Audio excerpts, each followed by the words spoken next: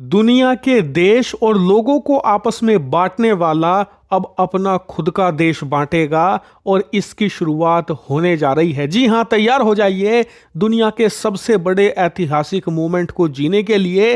दरअसल आप सभी लोग जानते हैं कि ब्रिटिश साम्राज्य, यूनाइटेड किंगडम के नाम से जिसे आप जानते हैं, वो 4 देशों से मिलकर बना है। नॉर्दर्न आयरलैंड, स्कॉटलैंड, वेल्स और इंग्लैंड। इन चारों को मिलाकर बनता है द यूनाइटेड किंगडम। और इसमें जो इंग्लैंड है एक तरीके से इन बाकी सभी देशों पर राज करता है, क्योंकि जो इंग्लैंड के राजा है वही पिछले कई सदियों से राज करते आए हैं इन चारों देशों पर। और इंग्लैंड का जो राज है उसकी सबसे बड़ी बुनियाद है इंग्लैंड की जबरदस्त इकोनॉमिक पावर।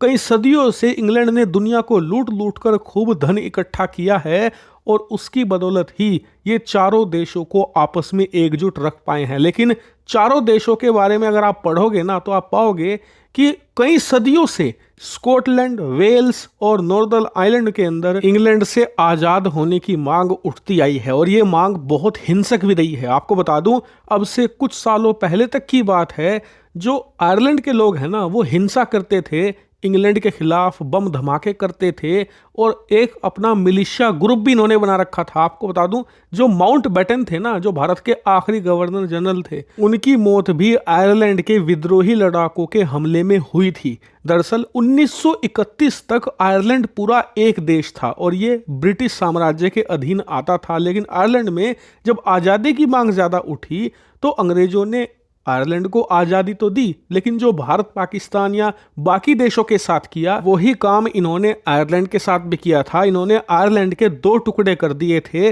और इसमें से एक तो बना आयरलैंड देश और जो दूसरा हिस्सा था उसे अपने कब्जे में रखा, उसका नाम दिया नॉर्दर्न आयरलैंड। और उसी नॉर्दर्न आयरलैंड को छुड़ाने के लिए अब तक लड़ाई लड़ रहा है आयरलैंड। और लग ऐसा रहा है कि इस बार ना सिर्फ आयरलैंड बल्कि स्कॉटलैंड और वेल्स सब कामयाब हो सकते हैं इंग्लैंड से अपनी आज़ादी की मांग को लेकर। मैं ऐसा क्यों कह रहा हूं? क्योंकि आप अपनी स्क्रीन पर देखिए, तमाम देशों में इनमें अब मांग उठने लगी है एक रेफरेंडम की। जैसे कि आप देख सकते हैं, स्कॉटलैंड के जो फर्स्ट मिनिस्टर हैं, यानी कि स्कॉटलैंड वैसे तो ब्रिटिश साम्राज्य के अधीन आता है, ब्रिटेन का प्राइम मिनिस्टर ही इनका प्राइम मिनिस्टर माना जाता है, लेकिन प्राइम मिनिस्टर के बाद स्कॉटलैंड के अंदर खुद का एक प्राइम मिनिस्टर होता है जिसे कहा जाता है फर्स्ट मिनिस्टर। तो इनसे जब पूछा गया एक इंटरव्यू में अब से 2 दिन पहले कि स्कॉटलैंड की आज़ादी को लेकर आपका क्या मत है और क्या आप एक रेफरेंडम करवाएंगे और करवाएंगे तो कब, तो इन्होंने जवाब दिया कि हम बिल्कुल स्कॉटलैंड को आज़ाद करवाएंगे इंग्लैंड से और इसको लेकर प्रदर्शन भी जल्द ही शुरू होंगे। और इतना ही नहीं, आगे इन्होंने ये भी कह दिया कि जो स्कॉटलैंड की आज़ादी को लेकर रेफरेंडम है, जनमत संग्रह है, वो बहुत ही जल्द होगा, वेरी सून। इतना ही नहीं, वेल्स के अंदर भी आज़ादी की मांग उठ रही है और नारे लग रहे हैं अनचेन द ड्रैगन। दरअसल वेल्स राज्य का जो नेशनल सिंबल है वो एक ड्रैगन है लाल रंग का, और वेल्स के लोग कह रहे हैं कि हमारे ड्रैगन को, हमारे देश को चेन में बांध रखा है इंग्लैंड ने और हम इसे आज़ाद कराएंगे, इसीलिए नारे लगा रहे हैं अनचेन द ड्रैगन। लेकिन आपका सवाल होगा कि अचानक से ये मांग क्यों उठ रही है? तो देखिए, इसका सबसे बड़ा कारण है इंग्लैंड की गिरती हुई अर्थव्यवस्था। जब से इंग्लैंड यूरोपियन यूनियन से अलग हुआ है तभी से मांग उठ रही है कि हमें आज़ाद कर दो। अगर आपको यूरोपियन यूनियन से निकलना है तो इंग्लैंड बनकर निकल जाओ, ब्रिटेन बनकर नहीं, क्योंकि हम यानी कि स्कॉटलैंड, नॉर्दर्न आयरलैंड और साथ ही जो वेल्स राज्य हैं, इनमें से कोई भी यूरोपियन यूनियन से बाहर नहीं निकलना चाहता। लेकिन इंग्लैंड के लोग चाहते हैं कि यूरोपियन यूनियन से बाहर निकला जाए। इसी वजह से सभी चाहते हैं कि हम आज़ाद हों और फिर से यूरोपियन यूनियन ज्वाइन करें। और यूरोप के साथ जुड़ने से जो हमें इकोनॉमिक बेनिफिट मिलते थे, जो हमें पैसा मिलता था, इन्वेस्टमेंट मिलती थी और फ्री मार्केट एक्सेस मिलता था, वो फिर से मिले। इसके अलावा एक बड़ा कारण है इन छोटे राज्यों का रिसोर्सफुल होना। दरअसल आप जानकर हैरान होंगे कि ब्रिटेन अपने पूरे देश में जितना भी कच्चा तेल निकालता है ना, उसका 80% सिर्फ स्कॉटलैंड से आता है और सारा का सारा तेल चला जाता है इंग्लैंड में।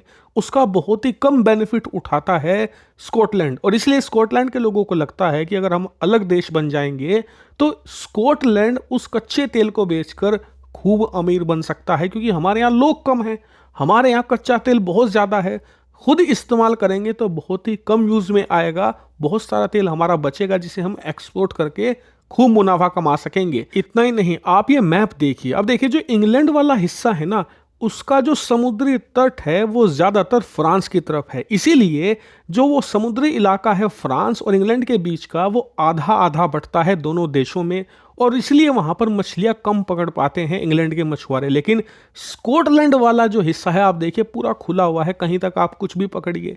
नॉर्दर्न आइलैंड वाला इलाका या वेल्स वाला भी पूरी तरीके से खुला हुआ है, वहां पर फिशरीज बहुत ज्यादा है, लेकिन उसका लाभ उठाते हैं इंग्लैंड के मछुआरे। और इसीलिए स्कॉटलैंड, वेल्स और नॉर्दर्न आइलैंड को लगता है कि अगर हम इंग्लैंड को छोड़ दें, जो ब्रिटिश साम्राज्य है उसे छोड़ दें और एक इंडिपेंडेंट देश बने, तो हमें बहुत ज़्यादा फायदा होगा।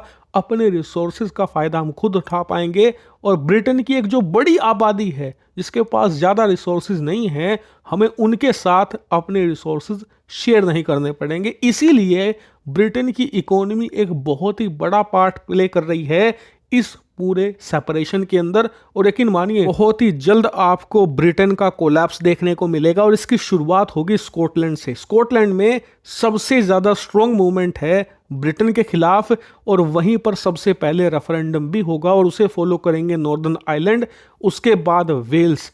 और इसीलिए जो हिस्से हैं वो 4 होंगे, देश 3 बनेंगे, क्योंकि नॉर्दर्न आइलैंड वापस मिल जाएगा जो पूरा का पूरा आयरलैंड है, और जो रिपब्लिक और आयरलैंड है वो फिर से रीयूनाइटेड हो जाएगा। लेकिन आप भगवान की माया देखिए, अब से 70-80 साल तक ये साम्राज्य पूरी दुनिया पर राज करता था। तो दुनिया के कई देशों का इन्होंने बंटवारा कर दिया, देश नहीं लोगों का बंटवारा इन्होंने कर दिया, और कहा जाता था कि सूर्यास्त नहीं होता ब्रिटिश साम्राज्य का। आज स्थिति यह सिर्फ 70 सालों के अंदर कि एक छोटे से आइलैंड तक सिमट चुके हैं, और उस आइलैंड के भी अब 4 हिस्से होने को तैयार बैठे।